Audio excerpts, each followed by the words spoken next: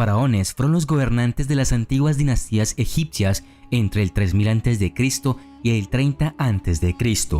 Venerados como dioses por sus súbditos, gobernaron a grandes familias extendidas y fueron responsables de mantener la armonía en su reino. El papel del faraón en el imperio fue enormemente importante, trascendiendo al de un monarca típico en el sentido de que se extendía a ambos lados de las esferas, política y religiosa. De hecho, se consideraba que los faraones eran casi deidades que, sin embargo, estaban cargadas con las responsabilidades claramente terrenales de hombres y mujeres de estado. Como líder religioso de los egipcios, el faraón era considerado el intermediario divino entre los dioses y los egipcios. Mantener la armonía religiosa y participar en las ceremonias formaba parte del papel del faraón como jefe de la religión. Como estadista, el faraón hizo leyes, hizo la guerra, recaudó impuestos y supervisó toda la tierra de Egipto. Muchos eruditos creen que el primer faraón fue Narmer, también llamado Menés. Aunque existe cierto debate entre los expertos, muchos creen que fue el primer gobernante que unió el Alto y el Bajo Egipto. Por eso los faraones ostentan el título de Señor de dos tierras. Los faraones eran típicamente hombres, aunque hubo algunas líderes femeninas notables como Hatshepsut y Cleopatra. En su papel de sumos sacerdotes, los faraones hacían ofrendas sagradas a los dioses a diario. Se creía que solo el faraón podía entrar en un templo sagrado y comunicarse con los espíritus de los dioses. En vida, se creía que los faraones eran encarnaciones de la deidad Horus antes de que en la muerte se convirtiera en Osiris, el dios del más allá. Al levantarse de su cama por la mañana, el faraón sería llevado a una habitación separada donde los sirvientes con títulos como jefe de aceites perfumados y pastas para frotar el cuerpo de su majestad supervisaban el aseo del faraón. Los antiguos egipcios eran maestros en el arte de la elaboración de perfumes y creían que el aroma tenía un origen divino y se usaba en rituales, ceremonias, cosméticos, medicinas y ungüentos perfumados. Después de limpiar al faraón, los sirvientes le cortaban el cabello, le aplicaban el maquillaje de ojos usando una sombra oscura y un delineador. Este maquillaje se llamaba Kol. Tanto los faraones masculinos como femeninos usaban maquillaje. Los sirvientes vistieron al faraón con una falda y agregaron sus joyas, que generalmente incluían un gran colgante de oro en una cadena de cuello ancho. Los faraones se representaban típicamente con largas barbas trenzadas, pero en realidad todos estaban muy bien afeitados. Las barbas eran falsas, usadas para imitar al dios Osiris, a quien se representa luciendo una hermosa barba. Posteriormente, en la mañana o en la tarde, el faraón caminaba hacia la cámara de audiencia para celebrar sus reuniones diarias. Cuando los invitados entran en la habitación, se postran frente a él. Él es una majestad divina. Como de costumbre, habían embajadores que ofrecían tributos de países extranjeros y generales hablando de asuntos militares, la nobleza habitual y algunos enviados especiales de todo el imperio. Los oficiales reales comparecerían ante el faraón para obtener la aprobación de proyectos de construcción o irrigación. Terminadas las audiencias del día, partía hacia el templo. Como faraón debía rendir tributo al dios principal Amon-Ra. Acompañado por el sumo sacerdote, el faraón caminaba por el gran templo hasta el santuario, disfrutando del aire fresco y oliendo el espeso incienso. En el interior, se acercaba a la estatua de Amon-Ra, le hacía algunas preguntas al dios y recibía respuestas del sumo sacerdote. Los faraones solían tener decenas de hijos, resultado de tener una o dos esposas mayores, varias esposas menores y numerosas concubinas. El faraón solo reconocía como herederos oficiales a los hijos e hijas de sus esposas mayores y en ocasiones favorecía a las esposas menores. Estas y las concubinas residían en el harén real, que también albergaba a todos sus hijos, una escuela y la residencia de los animadores de la corte. Los faraones solían casarse con miembros femeninos de la familia, incluidas las hijas, para mantener pura la línea de sangre de la familia. El tiempo familiar del faraón generalmente incluía una comida al mediodía con sus esposas e hijos. Cuando los hijos del faraón tenían la edad suficiente, jugaba con ellos a juegos de mesa o los llevaba a sus rondas oficiales. La comida del antiguo Egipto de los faraones y la nobleza incluía carne de res, cabra, cordero, pescado del Nilo, bagre, salmonete o aves de corral como ganso, paloma, pato garza y grulla a diario. Los egipcios pobres, por ejemplo, solo comían carne en ocasiones especiales, pero comían pescado y aves con mayor frecuencia. La carne, el pescado y las aves que no se consumían rápidamente se conservaban mediante salazón o secado. Las tumbas detallan comidas de gacela salvaje asada con miel, patos asados, además de vino y productos lácteos como mantequilla y queso. Los antiguos egipcios cultivaban y consumían una variedad de verduras como cebollas, puerros, ajo, lechugas, lentejas, coles, rábanos y nabos. Como postre se comían frutas como dátiles, higos, ciruelas y melones, granadas y una fruta parecida a una baya llamada azufaifo, con pasteles de miel de postre. En el antiguo Egipto se creía que los objetos inanimados, en particular las imágenes creadas para tumbas o templos, contenían poderes mágicos latentes. Lo que se dibujó o grabó en piedra podría surgir más tarde en otro cosmos. Es por eso que tantas obras de arte faraónicas muestran mesas llenas de comida. Nadie quería pasar hambre en la otra vida. Por el contrario, los antiguos egipcios esperaban disfrutar de la fiesta más grande de todas en ese otro reino. Los faraones autorizaron la construcción de todas las estructuras del imperio, incluidos los templos y estatuas de ellos mismos. También organizaron la construcción de sus propias tumbas y las de su familia, muchas en forma de pirámides. La Gran Pirámide de Giza es el único superviviente de las 7 maravillas del mundo. Si bien estas elaboradas estructuras conmemoraron la muerte de los faraones, los jeroglíficos, artefactos y sarcófagos que se encuentran dentro de las pirámides han proporcionado a los investigadores y académicos una gran cantidad de información sobre la vida de los faraones. El faraón vivía en un gran palacio construido en gran parte con ladrillos de barro. Solo los monumentos y templos a los dioses estaban hechos de piedra sólida y tenían la intención de durar miles de años. El lujoso interior del palacio estaría decorado con pinturas murales y amueblado con los mejores muebles dorados. Se utilizaron azulejos vidriados ornamentados para cubrir los pisos. El palacio contenía muchas habitaciones, pasillos, jardines y patios y fue construido para impresionar. El harén real se construyó dentro del complejo del palacio, pero en un edificio separado. El faraón pasaba su tiempo libre participando en deportes y jugando juegos de mesa. La caza era un pasatiempo agradable y podía ser peligroso si el faraón se unía al mortal deporte de cazar hipopótamos. Como comandante en jefe del ejército, parte de su tiempo podría haber sido utilizado para discutir planes futuros para campañas militares y planificar la construcción de fortalezas. Su último deber diario llegaba al final de la tarde, en el cual regresaba al templo para una ceremonia que marcaba la puesta del sol y el final del día. Entre las pocas faraonas estaba Hatshepsut, hija de Tutmosis I y viuda de Tutmosis II. Las inscripciones sobrevivientes en las paredes de su templo indican que lentamente asumió los atavios de un hombre antes de proclamarse faraón durante la dinastía 18. Como faraón renunció a sus títulos de reina, comenzó a usar la falda escocesa y el tocado tradicionales de un faraón, y también adoptó una peluca y una barba postiza.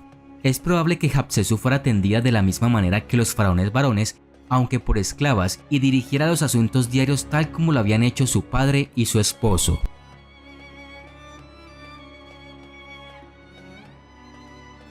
¿Cómo sería tu vida si tuvieras el máximo poder y recursos aparentemente ilimitados a tu disposición? Eso es esencialmente lo que era ser un emperador romano. El cargo de emperador fue establecido por Octavio después de derrotar a Marco Antonio. Después de la victoria, sus tropas lo declararon imperator, término ligado a la victoria militar. Este título se transformó en emperador con el tiempo. En cuanto a Octavio, que tomó el título de Augusto, que significa venerado, aunque fue el primer emperador, prefirió el título de Princeps, que significa primero o líder. Aún así, cuando murió Augusto en el año 14 después de Cristo, tenía poderes prácticamente limitados sobre un imperio muy grande y poderoso. El barrio más elegante de la antigua Roma era la colina Palatina, y los emperadores romanos se aseguraban de tener las casas más bonitas en este lugar. La colina Palatina fue central en la historia de Roma, siendo el sitio legendario donde los fundadores de Roma, Rómulo y Remo, fueron amamantados como huérfanos por una loba. A lo largo de la República, los principales ciudadanos construyeron sus hogares allí y durante gran parte del periodo imperial se convirtió en el hogar de facto de la Casa Imperial, tanto así que Augusto construyó su palacio en el Monte Palatino, que fue ampliado en gran medida por su sucesor Tiberio. En la época del emperador Domiciano, toda la colina se había cerrado, separando efectivamente al emperador y su casa del resto de la población. Controlar y gobernar las provincias era una parte sustancial del mandato de un emperador. Aunque la ciudad era importante para él, el emperador no tenía que pasar todo su tiempo en Roma y muchos emperadores visitaban otras partes del imperio. Tal movilidad a menudo se asociaba con campañas militares, lo que significaba que tenían que pasar y permanecer en muchas ciudades de provincia. También se sabe que el emperador Adriano viajó extensamente por el imperio, observando y explorando sus dominios. Incluso, si el emperador no pudiera visitar todas las partes del imperio, podría mantener contacto personal a través de intermediarios. Además, podían venir a Roma los representantes de las provincias. Pero esto no quiere decir que todos los provinciales tuvieran contacto cercano con el emperador, pero era importante que el emperador pareciera accesible y no permitiera que las comunicaciones se vieran obstaculizadas por el tamaño del imperio. Cada emperador tenía un séquito, con algunos más grandes que otros. La tendencia general fue que los séquitos aumentaron a lo largo de la historia de Roma. Adriano es posible que haya tenido hasta 5.000 personas entre sus seguidores, que incluían familiares, funcionarios de la corte, guardias, esclavos, varios sirvientes y eruditos. La legitimidad del gobierno de un emperador dependía de su control del ejército y el reconocimiento por parte del Senado. Un emperador normalmente sería proclamado por sus tropas o investido con títulos imperiales por el Senado, o ambos. Los primeros emperadores reinaron solos, los emperadores posteriores a veces gobernaban con coemperadores y dividían la administración del imperio entre ellos. Los romanos consideraban que el cargo de emperador era distinto del de rey. El poder que acompañaba a la posición permanecía, y al frente de este poder estaba la guardia pretoriana. Si bien la autoridad del imperio estaba en manos del emperador, él puso su vida en manos de la guardia. Durante tiempos sombríos, la guardia pretoriana sería la que elegiría y a veces derrocaría a un emperador. Y es que gobernar la Roma imperial era un asunto arriesgado. Era más probable que un gladiador sobreviviera a su lucha a que un emperador romano muriera en paz por vejez y causas naturales. La expectativa de vida de un emperador romano era brutalmente corta. 43 de los 69 emperadores romanos, el 62%, murieron violentamente por asesinato, suicidio o en batalla. El tiempo promedio en el poder fue de 10 años, pero más de la mitad de ellos ocupó el cargo por solo 6 años o menos. A excepción de algunos casos atípicos, la mayoría de los emperadores murieron justo después de llegar al poder, especialmente en los primeros años del imperio. Parece que recibir el control total de la civilización más poderosa de la Tierra fue más una maldición que otra cosa. El asesinato fue la mayor causa de muerte entre los que murieron por causas no naturales y fue responsable del 79% de las muertes violentas. Enfrentarse a un enemigo extranjero en combate representó el 12% y el suicidio otro 9%. Durante finales del siglo II y principios del siglo III después de Cristo, Roma estaba plagada de inestabilidad política, incluidos los asesinatos de varios emperadores. Para el siglo III, el Imperio Romano ya había experimentado periodos caóticos de liderazgo, como el año de los 4 emperadores en el 69 después de Cristo. En el 238 después de Cristo, el cargo de emperador sería el más inestable de la historia. Conocido como el año de los 6 emperadores, comenzó durante el breve reinado de Maximino el Traciano, que gobernó desde el 235. Después de él, le sucedieron 5 emperadores que durarían muy poco en el poder. El poder absoluto corrompe, y esto se puede aplicar generosamente a varios emperadores romanos. Como emperador, podrías hacer, al menos en principio, prácticamente lo que querías. Incluso los emperadores más estimados actuaron mal. Aún así, algunos emperadores son realmente notorios por su comportamiento sádico. Por ejemplo, Calígula, que se refiere como a uno de los gobernantes más inhumanos que jamás haya vestido la púrpura. Mató a sus presuntos enemigos, ejecutó a su primera esposa y disfrutó viendo torturas y asesinatos. Los emperadores romanos, hasta la época de Constantino en el siglo II, fueron deificados.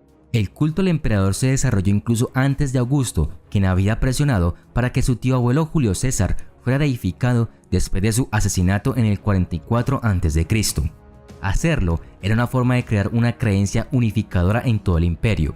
Gran parte del culto al emperador consistía en reconocer su genio, que rápidamente se extendió como un acto de patriotismo.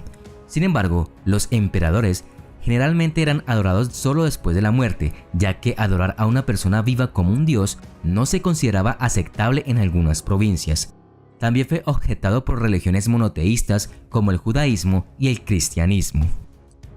Sin embargo, algunos emperadores no podían esperar hasta la muerte para ser un dios. Por ejemplo, Calígula inició tabúes transculturales al proclamar su divinidad. El historiador romano Suetonio escribió: Calígula ordenó que todas las imágenes de los dioses que fueran famosas por su belleza o por la veneración que les rendían, entre las que se encontraban las de Júpiter, fueran traídas de Grecia para que él pudiera reemplazar sus cabezas por la suya. Luego estaba Cómodo. Este hijo del capaz emperador Marco Aurelio se declaró a sí mismo Hércules renacido. A finales de la República Romana, los políticos ambiciosos organizaban juegos, ya fueran carreras de carros, concursos de gladiadores o cacerías de animales, como una forma de ganar prestigio y poder. Por lo tanto, después de la caída de la República, se esperaba que los emperadores brindaran un amplio entretenimiento en forma de juegos. El propósito de que un emperador patrocinara juegos era mostrar su riqueza, pero también ganarse el afecto de la gente y así ayudar a consolidar su poder. Algunos emperadores organizaron eventos lujosos. Trajano celebró un festival de 123 días que resultó en la matanza de unos 11.000 animales, ya sea mediante la caza de espectáculos o enfrentándolos entre sí. Los banquetes romanos eran lujosos, pero estas fiestas no solo las celebraban los emperadores romanos, sino también los aristócratas en general, y a la élite romana le gustaba presumir que tenían los medios para comer cualquier cosa. Esto incluía pavo real, útero de cerdo y lirón relleno. Pero no todos los emperadores romanos comían así. Augusto promovió una comida y bebida con moderación, como un simple romano, como una forma de crear buena voluntad con las masas. También lo hicieron algunos otros emperadores que suelen ser muy apreciados por historiadores, como Marco Aurelio, Adriano y Trajano. Sin embargo, la mayoría de los emperadores tendían al lujo con las fiestas exóticas.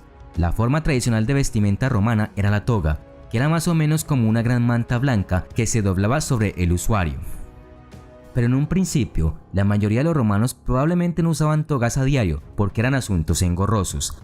Las togas se usaron para definir el rango a lo largo de la historia temprana de Roma, con colores y patrones que definían a qué clase social pertenecías. La toga cayó en desuso primero por las mujeres y luego por las clases bajas, antes de que finalmente se convirtiera en un vestido aristocrático usado por los funcionarios y el emperador. La toga que vestía el emperador era de color púrpura.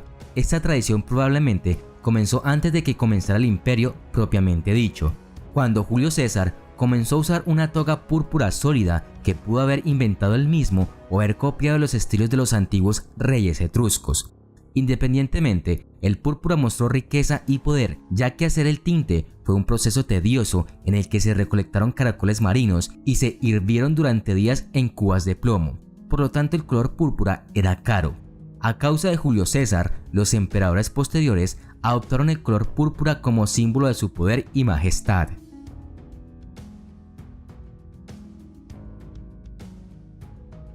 Muchas veces solemos pensar que la realeza gozaban de una vida tranquila, sin problemas y seguras en sus castillos o palacios.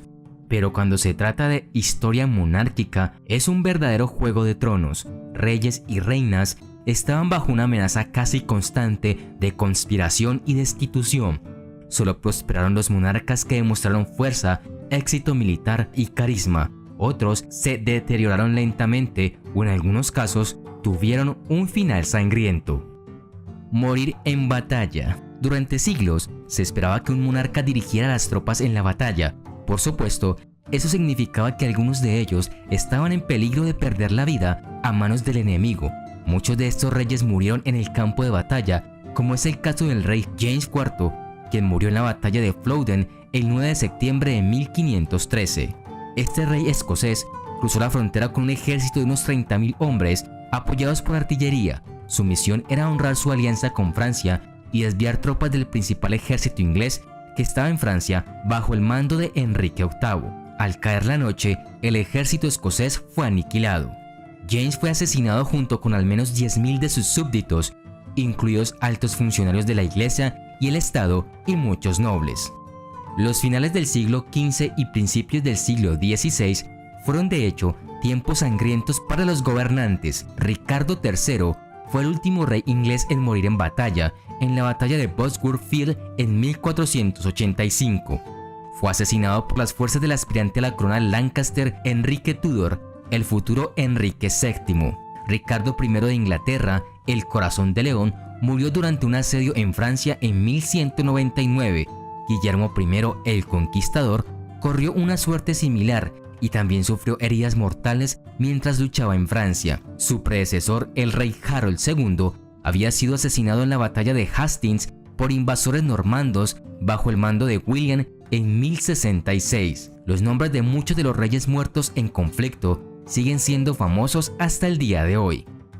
Regicidio, traiciones. El regicidio es el asesinato intencionado de un monarca o soberano y a menudo se asocia con la usurpación del poder. No importaba si se era un buen gobernante, siempre existían la envidia y hambre de poder de otros que harían lo posible por subir al trono. En Occidente, el regicidio era mucho más común antes de 1200 o 1300. Se cuentan 20 casos de regicidio entre 1200 y 1800, lo que significa que el 6% de los monarcas fueron ejecutados por sus súbditos. Se cuentan 94 casos de regicidio entre el 600 y 1200, lo que significa que el 21.8% de los monarcas fueron ejecutados. Por ejemplo, el acto de regicidio político más famoso en Europa fue la ejecución del rey Carlos I durante las guerras civiles inglesas. A lo largo de su reinado de casi 24 años, Carlos chocaba rutinariamente con un parlamento cada vez más inquieto y poderoso. Las tensiones se estallaron en rebelión abierta durante la década de 1640. Después de las victorias del parlamento en el campo de batalla, quedó claro que Carlos no iba a ser bueno compartiendo el poder. Entonces, el parlamento inglés hizo todo lo posible para justificar legal y políticamente la ejecución de un rey, y tuvieron éxito en su esfuerzo. Carlos fue decapitado el 30 de enero de 1649. Envenenamiento. La realeza medieval ciertamente pensó que el envenenamiento deliberado era un riesgo al que se enfrentaban, sobre todo cuando se trataba de poder y política. Después de todo, si envenenabas a alguien y lo llevabas a cabo con discreción, podría dejar muchas menos señales visibles que un cuchillo en la espalda. Tanto así que la realeza empleaba catadores que probaban todos los platos antes de que el monarca se los comiera, incluso presionando las servilletas de sus monarcas contra sus labios antes de que las usaran, en caso de que el paño estuviera empapado en veneno. Enrique de Flandes, muerto en 1216, el segundo emperador latino de Constantinopla, y Blanca II de Navarra, muerta en 1464, fueron supuestamente envenenados por miembros de sus propias familias. Dmitri Yurevich Semyanka, 2 veces gran príncipe de Moscú, en 1454, los habitantes de la ciudad sobornaron al cocinero del príncipe para que envenenara su cena de pollo asado. Otros envenenamientos de individuos de alto rango siguen sin resolverse. Algunos de los venenos más utilizados eran arsénico, acónito, cicuta y belladona. Rebeliones. Aunque los reyes tenían mucho poder, a veces se enfrentaban a la rebelión de poderosos señores. Como resultado, durante la Edad Media, si se era un mal gobernante o tirano, el pueblo se haría sentir. Eduardo II era un rey ineficaz e impopular, separado de su esposa, porque el rey prefería a los amantes masculinos. Fue derrocado en una conspiración dirigida por la propia reina. Luego, Eduardo fue asesinado mientras estaba encarcelado en el castillo de Berkeley con un atizador al rojo vivo. Al igual que Eduardo II, Ricardo estaba aburrido de la responsabilidad del gobierno y era adicto al placer y la extravagancia. Derrocado en una revuelta militar dirigida por Henry Bolingbroke, fue depuesto y luego ejecutado en secreto en el castillo de Pontefract. Un obsesivo religioso dominado por su reina, Margarita de Anjou, Enrique no pudo evitar el descenso de Inglaterra al prolongado conflicto interno que ahora se conoce como la Guerra de las Rosas.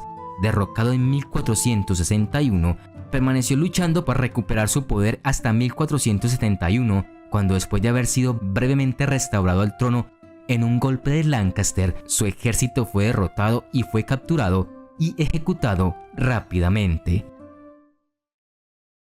La caza era un pasatiempo importante para la realeza medieval y la aristocracia. Esta habilidad en el deporte era muy admirada. Se registró que el emperador Carlomagno disfrutaba mucho de la caza a principios del siglo IX, y en Inglaterra, Guillermo el Conquistador buscó establecer bosques reales donde pudiera entregarse a su amor por la caza, pero esta no estaba exenta de riesgos. Los cazadores podrían resultar heridos o muertos fácilmente en accidentes. Podrían caerse de su caballo, ser atravesados por una flecha, mutilados por cuernos de ciervo o colmillos de jabalí, o atacados por osos. El estatus ciertamente no garantizaba la seguridad. Existen muchos ejemplos de reyes y nobles que tuvieron un final trágico como resultado de la caza. El emperador bizantino Basilio I murió en el 866 después de que aparentemente fuera atravesado por los cuernos de un ciervo y fuera arrastrado más de 5 kilómetros antes de ser liberado. En 1100, el rey Guillermo II murió a causa de una flecha en un supuesto accidente de caza en New Forest. Asimismo, en 1143, el rey Fulco de Jerusalén murió en un accidente de caza en Acre cuando su caballo tropezó y cayó de este. Hemofilia. La hemofilia es una afección sanguínea poco común en la que las personas no tienen el factor de coagulación que permite que la sangre se coagule cuando sangra. Es una enfermedad hereditaria que generalmente se transmite de madre a hijo. También es una enfermedad que prevalece en las familias reales europeas. Se cree que la reina Victoria era portadora de hemofilia B y transmitió la enfermedad a 3 de sus hijos. El príncipe Leopold murió de una hemorragia posterior al accidente cuando tenía 30 años, pero las 2 hijas que heredaron el gen mutante, la princesa Alicia y la princesa Beatriz, se casaron con la realeza en otros países europeos. La princesa Alicia era portadora de hemofilia y su hijo murió a causa de la enfermedad en la primera infancia. Una de sus hijas, Irene, se casó con el príncipe Enrique de Prusia y le pasó el gen a la familia real alemana.